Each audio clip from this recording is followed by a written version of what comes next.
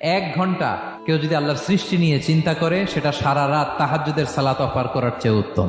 আমরা অনেকে মনে করি শুধু তাসবিহ পড়াই ইবাদত, শুধু কোরআন তেলাওয়াতই মনে হয় ইবাদত, শুধু কিয়ামুল লাইল করা ইবাদত। কিন্তু বিশ্বনবীর সাহাবী, যিনি ইসলাম আমাদের চেয়ে ঢের বেশি বুঝেছেন, তিনি বলেন আল্লাহর এই সৃষ্টি শৈলী, এই সৃষ্টি নৈপুণ্য নিয়ে 1 ঘন্টা চিন্তা করা, ক্রিটিক্যাল থিঙ্কিং করা, সারা রাত নফল তাহাজ্জুদের চেয়েও সেরা। সূরা আলে ইমরানের 190 নম্বর আয়াতে আল্লাহ তাআলা বলেছেন, যারা আকাশ বাতাস পৃথিবী সৃষ্টি নিয়ে চিন্তা করে এবং সর্ব অবস্থায় আল্লাহ তাআলার জিকির করে এবং তারা তাফাক্কুর করে, ক্রিটিক্যাল থিঙ্কিং করে এবং তারা বলে মা খালাকতা হাযা বাতিলা, হে আল্লাহ তুমি অনর্থক কিছু সৃষ্টি করো নাই।